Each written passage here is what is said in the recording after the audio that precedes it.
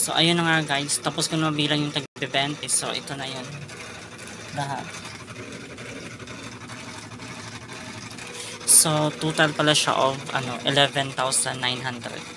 So, yung isang ganito na puno is ang total niya is 6,700.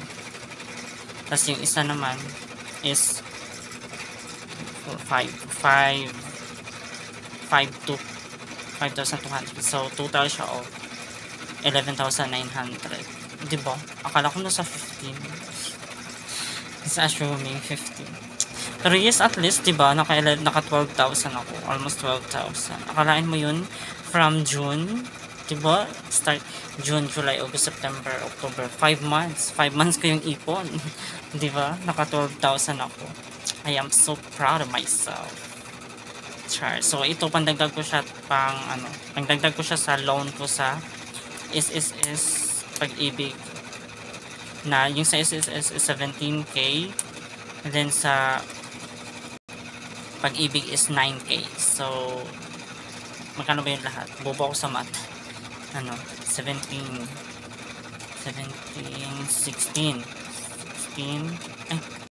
Hindi. 26. I know. 17 plus 9 equals 26. 26 plus 12. 26 plus 12. 8. 38. Tama ba? Oh, diba 38? Oh, meron akong 38. Oh my God! 38K. Diba? Pagkawa natin ng ilang charot. So, yun yung pan-down ko. 38. Dagdagan ko siya ng konti para magiging siyang 40. Maybe next week. So, yun yung ipapadala ko para pan-down sa lupa. Kasi yung lote kasi is 50K. So, at least, kung mag-down ako ng 50, konti na lang yung kulang, diba? Ano na lang, 10, diba? 10K na lang yung kulang. Yun na lang yung pag-iipon ako. Oh my God. Thank you guys, yun lang. I'm so proud of myself. Nakakatuwa lang kasi sobrang pagod ng work. Ito lang naipon ko. Hindi, joke lang. Siyempre, kasi meron din ako naipon dar. Ayan, ng mga sapatos ko. Ang dami kong sapatos. Meron pa dito nakatago, dalawa. Ayan. Ayan, bago yun. Dalawa. Hindi ko pa siya nasuot. Kasi panggala ko lang yan. Char. So, ayun. Sinikap ko talaga na mag-ipon para makapunta ako ng lote kasi yun yung una kong project.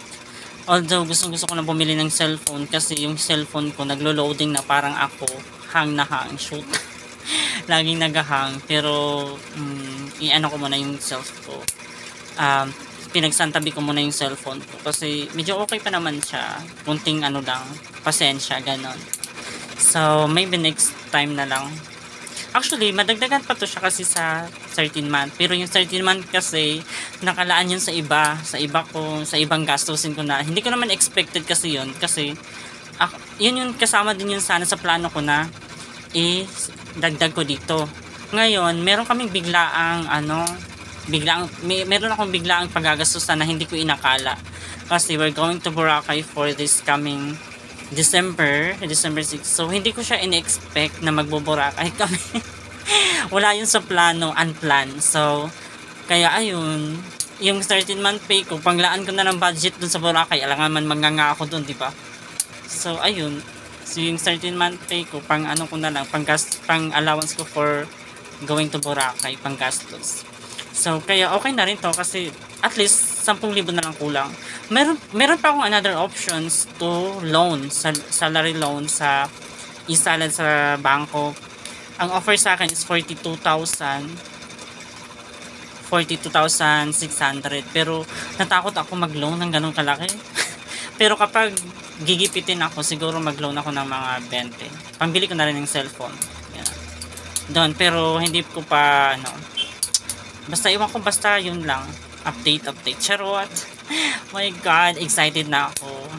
My God. So, hopefully, by next week, malikom ko na yung buong 40K. Para maipadala ko na agad sa kapatid ko. Para kasi sila yung magbabayad doon sa amin. So, by the way, the lot is, ano ba tawag doon? Is,